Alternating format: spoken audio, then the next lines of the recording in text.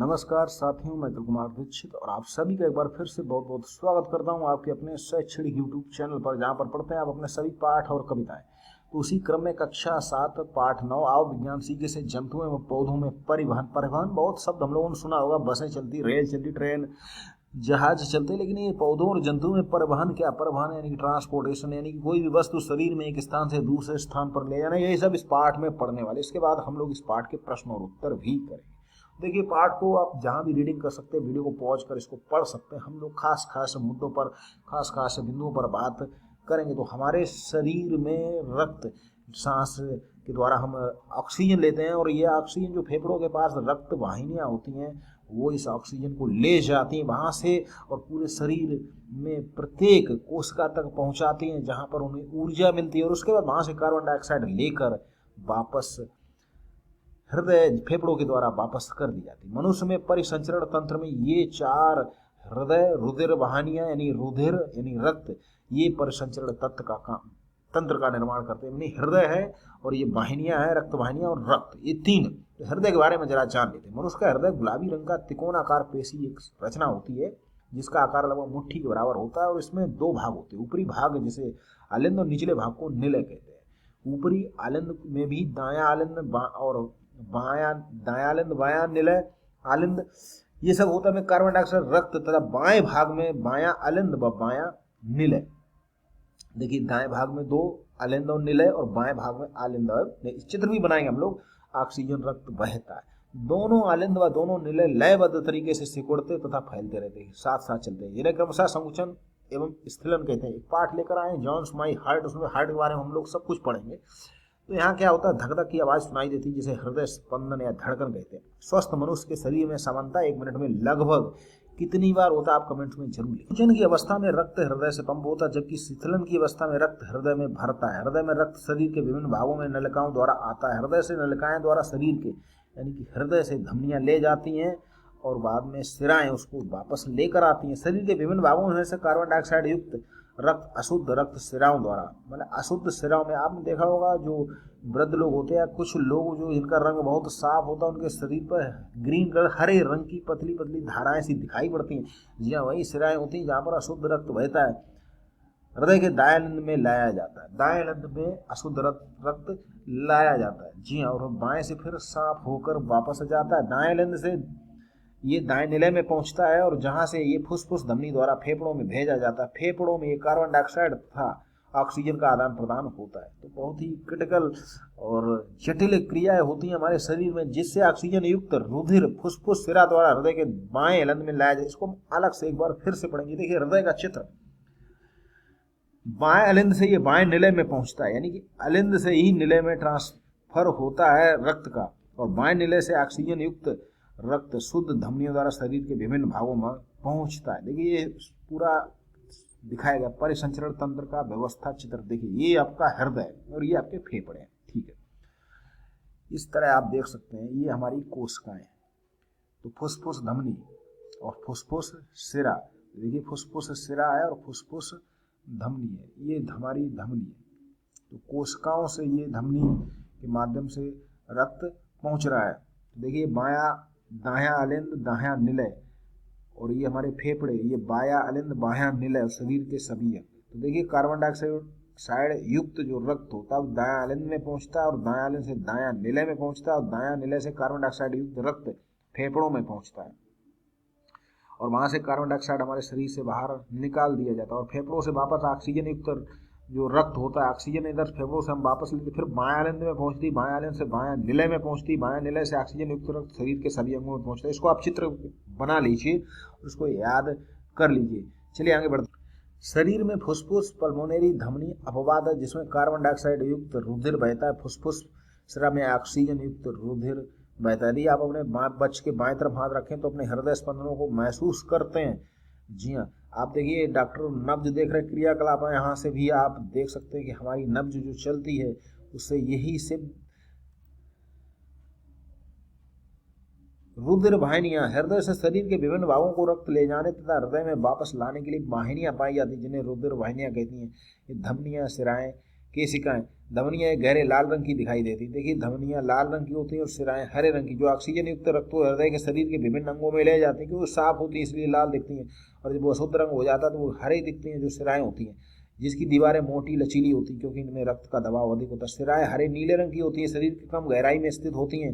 इन्हें हम त्वचा के नीचे आसानी से देख सकते हैं। ये कार्बन डाइऑक्साइड युक्त रक्त को शरीर के विभिन्न अंगों से हृदय में लाती हैं, जिनकी दीवारें, अब देखिए इसमें प्रमुख काम किसका है? प्रमुख काम अगर देखें तो दोनों का ही प्रमुख काम है। बस सिराएं जो होती हरे रंग की होती है, धमनियां लाल रंग की होती है। सिराओं में अशुद्ध खून बहता है और धमनियों में शुद्ध खून बहता है।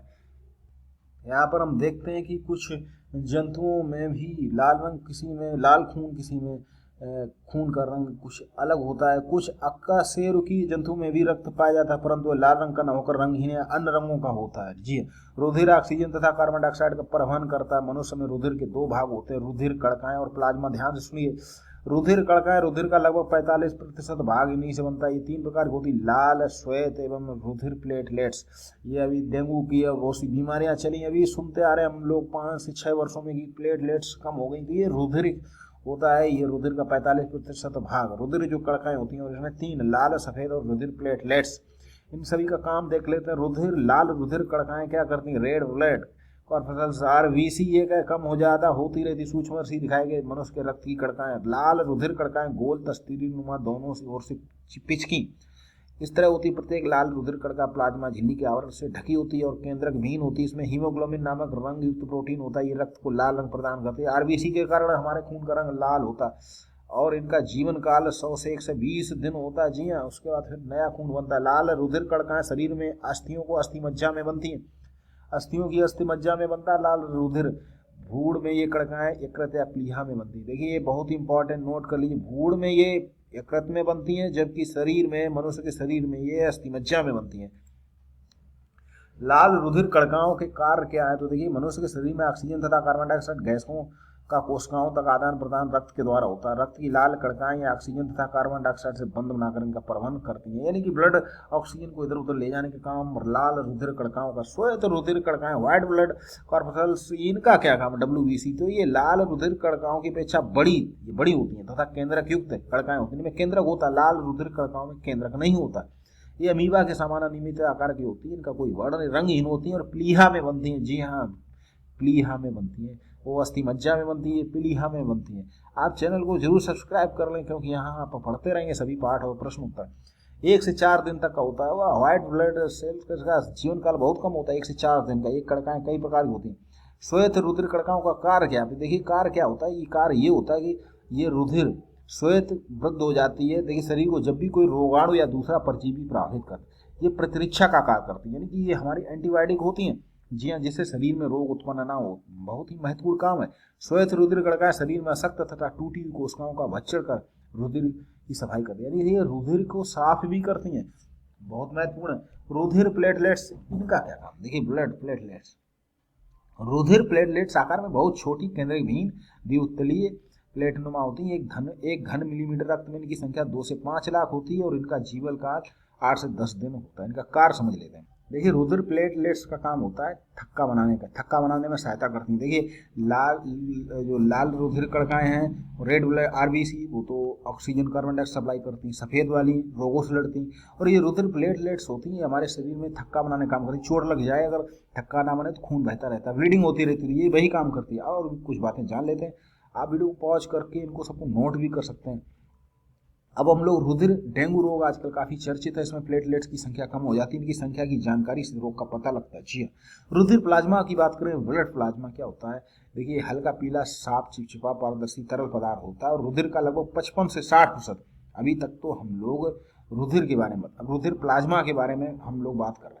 वो था 45 से 55 से 60 का, और ये का रुधिर प्लाज्मा क्षारीय होता है और प्रोटीन, ग्लूकोज, वसा, अम्ल, हार्मोन विद्यमान होते हैं। आपने जाना है रुधिर जो कि लाल रंग का बहता हुआ तरल पदार्थ दिखाई देता है, उसमें भी कोशिकाएं होती हैं। अतः एक तरल संयोजी ऊतक है और विभिन्न पदार्थों को पूरे शरीर में परिवहन करता है। रुधिर प्लाज्मा, रुधिर का जमना तथा इसके लाभ। शरीर के किसी भी अंग कट जाने पर रुधिर बहने लगता है और उसका कारण है कि रक्त नलिकाओं के कट जाने से रुधिर बहता है। बहता रक्त थोड़े समय बाद गाढ़ा होने लगता है और अंत में एक परत की तरह कटे स्थान पर जम जाता है। परंतु दुर्घटना की स्थिति में जब रक्त का भाव अधिक हो जाता है तो मृत्यु की संभावना बढ़ जाती है। रुधिर जमता कैसे? चलिए देखते हैं। रुधिर का जमना एक रासायनिक प्रक्रिया। रुधिर जमने की संपूर्ण क्रिया विभिन्न चरणों में पूरी होती है। होता क्या, क्षतिग्रस्त ऊतकों के रुधिर के प्लेट से विघटित होने पर एक तत्व बनता है जिसमें प्लाज्मा में उपस्थित फाइब्रिनोजन, ये देखिए ये निष्क्रिय प्रोटीन होता है, ये फाइब्रिकल में बदल जाती है, जो रेशे की बात होती है, और ये फाइब्रिन के रेशे क्षतिग्रस्त स्थान पर जाल के रूप में बन जाते हैं। देखिए शरीर में हमारे सब व्यवस्थाएं, रेशों में रक्त कणिकाएं आरबीसी डब्ल्यूबीसी उलझ जाती हैं, हुआ आरबीसी डब्ल्यूबीसी उलझ जाती, उसी में रुधिर प्लाज और क्षतिग्रस्त स्थान पर लाल थक्का जमने लगता है, यानी एक जाल सा बना लेती ऊपर, जिससे कि उसी में फंसने लगती, बाहर ना निकले। थोड़े समय बाद क्षतिग्रस्त स्थान से फाइब्रिन जाल में हल्के पीले रंग का द्रव निकलता है। क्या आपने कभी किसी चोट या घाव को निकलते ऐसे स्राव देखा, जिसे सीरम कहते हैं, चोट लग जाती है, आपने देखा होगा। अब हम लोग थोड़ा शॉर्ट में ये भी पढ़ लेते हैं, रुधिर वर्ग बहुत ही इंपॉर्टेंट, उसके बाद हम पाठ को समाप्त करेंगे। वीडियो आप अंत तक देखा करें, बहुत सी चीज़ें ऐसी होती हैं, आप आगे प्रतियोगी परीक्षाओं में बैठेंगे यही सब बातें पूछी जाती, तब आपको कोचिंग की जरूरत नहीं पड़ेगी, लेकिन अगर आप ठीक से अभी से पढ़ते हैं तो। देखिए कार्ल लैंडस्टीनर थे, उन्होंने पता लगाया कि रुधिर के कौन कौन से वर्ग होते हैं, ठीक है। ये सब आप देखिए, रुधिर के जो वर्ग हैं वो है प्रतिजन ए, प्रतिजन तथा प्रतिरक्षी। तो दो प्रकार के प्रोटीन पदार्थ होते हैं, प्रतिजन प्रतिरक्षी। प्रतिजन लाल रुधिर कणिकाओं की जीव कला की बाहरी सतह पर, ये दो प्रकार, प्रतिजन ए प्रतिजन बी। प्रतिजन के लिए बड़ा अक्षर ए तथा बी संकेत प्रयोग होता है, प्रतिरक्षी ए प्रतिरक्षी बी। देखिए तो क्या ए पॉजिटिव ए नेगेटिव, इस तरीके से। तो खोजों के आधार पर कार्ल लैंडस्टीनर ने बताया कि लाल रुधिर कणिकाओं में पाए जाने वाले प्रतिजन के आधार पर मनुष्य के रक्त को 4 भागों में बांटा गया, ए बी, ए और बी, फिर ए बी तथा ओ। तो देखिए ए क्या है, समझिए आप, ए को हम लोग पहले समझते हैं। ए क्या है, प्रतिजन एंटीजन, प्रतिरक्षी इसका कौन सा एंटीबॉडी, बी, और बी का कौन है, ए। और ए और बी, ए बी का ए और बी, उनका प्रतिरक्षी एंटीबॉडी कोई नहीं है। ओ का कोई नहीं है प्रतिजन, लेकिन प्रतिरक्षी यानी ओ वाला जो ब्लड होता है वो किसी को भी अपना ब्लड दे सकता है। रुधिर के थक्के के समान जमना तभी होता है जब प्रतिजन ए तथा प्रतिरक्षी ए के साथ साथ उपस्थित हों। प्रतिजन बी तथा प्रतिरक्षी बी एक साथ उपस्थित हों तो इसके अविश्लेषण के कारण रक्त कोशिकाएं अवरुद्ध हो जाती तथा रक्त का बहाव रुक जाता है, जिसके कारण रक्तग्राही मनुष्य की मृत्यु हो जाती है। ब्लड देते समय बहुत सावधानी देनी पड़ती। क्या कह रहे हैं कि बी, प्रतिजन बी तथा प्रतिरक्षी बी अगर एक साथ उपस्थित हो, इसलिए प्रतिजन बी के साथ हमको प्रतिरक्षी कौन सा देना है, ए, ना कि बी। चलिए इतना ही समझते हैं, उसके बाद आगे फिर समझेंगे रुधिर वर्ग का महत्व। तो जब हम लोग ब्लड देते हैं, अब थोड़ा सा पौधों के बारे में हम लोग चाहेंगे कि अगले पार्ट में, यहाँ हमारी बात हो रही है ऐसे जो जहाँ पर ब्लड बैंक होती वहाँ 4 से 5 डिग्री 4.5 डिग्री सेल्सियस तक बोतल में रखा जाता है सोडियम साइट्रेट। प्रश्न जनरल नॉलेज का, रुधिर बैंक में रुधिर को संरक्षित किस केमिकल के साथ रखा जाता है, सोडियम साइट्रेट, इसको आप नोट कर लेंगे। विश्व का प्रमुख रुधिर बैंक रेड क्रॉस सोसाइटी है। रक्तदान करते रहना चाहिए, स्वस्थ व्यक्ति को रक्तदान करना चाहिए, उससे कोई फर्क नहीं पड़ता, बस उसकी जांच होनी चाहिए। HIV टेस्ट होता है, हेपेटाइटिस बी और सी, VDL RL भी टेस्ट होता है, सिफिलिस, मलेरिया युक्त होने का परीक्षण भी होता है। तो ये सब टेस्ट कराने के बाद आप ब्लड को दान कर सकते हैं। पौधों में भी परिवहन होता है, जी हाँ, परिवहन किन 2 चीज़ें होता है, जाइलम जिसे दारू और ठोस व फ्लोएम। तो जाइलम जड़ों द्वारा, जाइलम जड़ ज, आप इस तरह आ सकते हो, फ्लोएम प यानी कि पत्तियों, तो जड़ से जो ऊपर जाए जो भी खाद्य पानी वो जाइलम करेगा, और पत्तियों से जो भी वापस आए भोजन बनने के बाद जड़ तक उसे फ्लोएम करेगा।